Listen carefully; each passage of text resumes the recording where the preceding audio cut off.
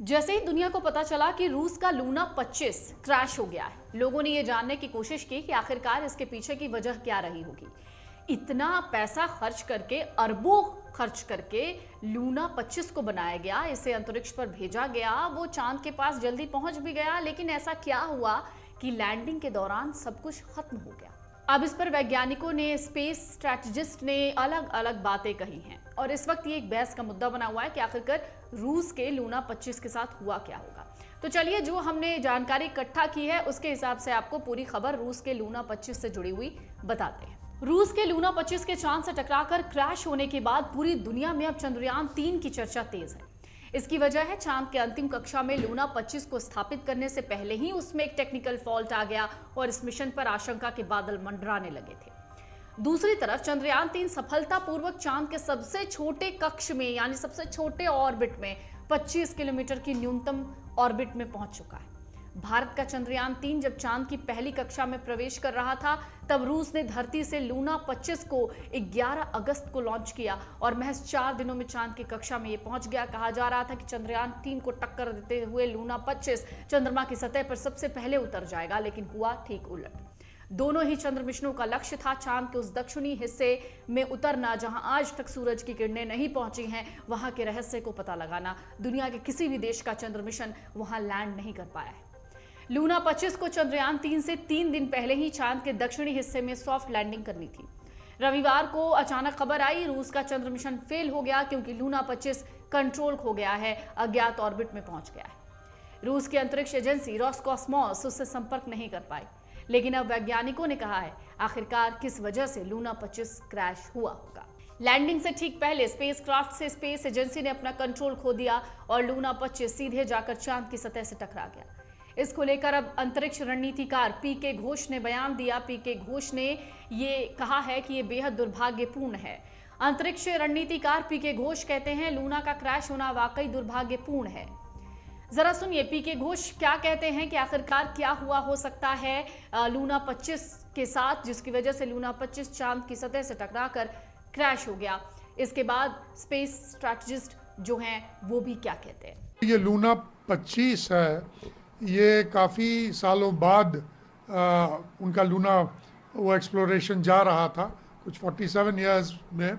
ये पहले भी डिले हो चुका था। ये मेरे ख्याल में 2021 में जाने का था, अक्टूबर में।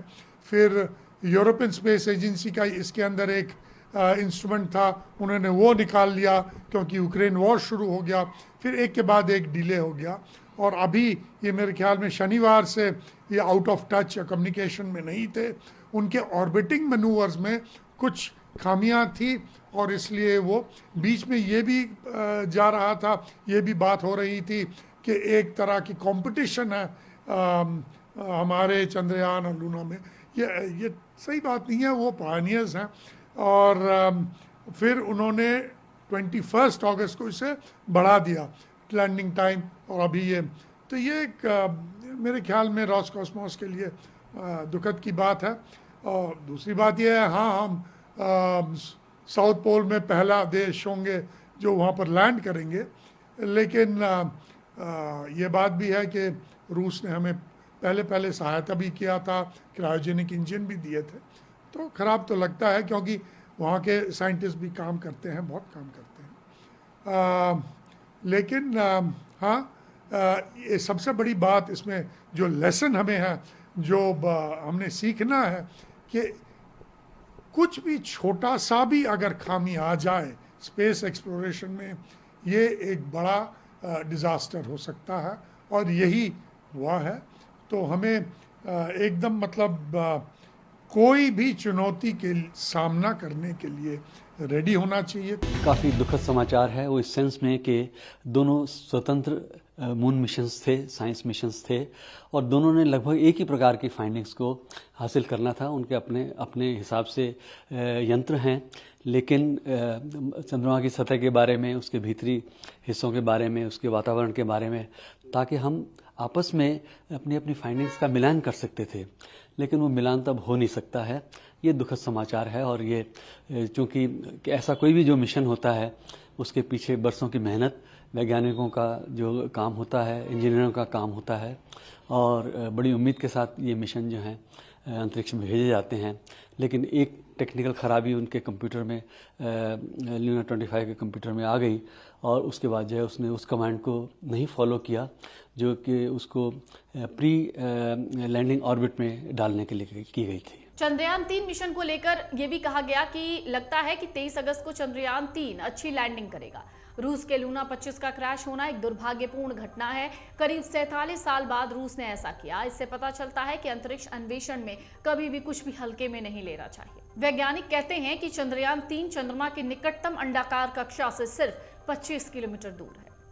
लूना 25 का क्रैश होना रूस के लिए बड़ा झटका है। दुनिया भर के वैज्ञानिक इस बात पर बहस करने में लगे हैं, आखिर लूना 25 के साथ आखिरी क्षणों में क्या हुआ होगा। रूस की अंतरिक्ष एजेंसी ने रोसकॉस्मोस की तरफ से कहा कि लूना 25 नियंत्रण से बाहर हो गया था, एक ऐसी समस्या में फंस गया जिसका कारण पता नहीं चल पाया।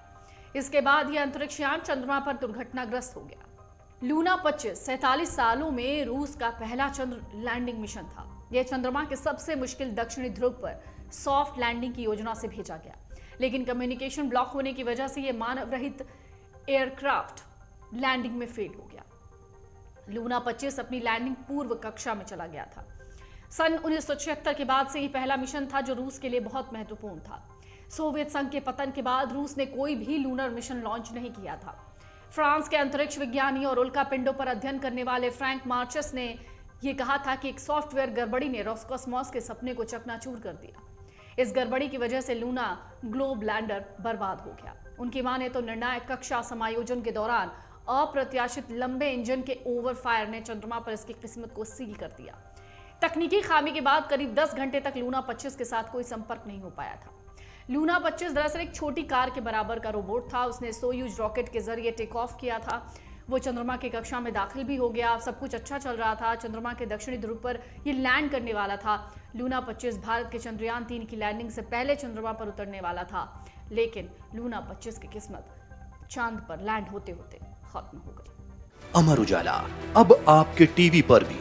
अपने स्मार्ट टीवी पर YouTube पर सर्च करें अमर उजाला, चैनल सब्सक्राइब करें और देखें ताजा खबरें, वो भी HD क्वालिटी में। और हाँ, बेल आइकन दबाना ना भूलें ताकि हर खबर हो आपके घर।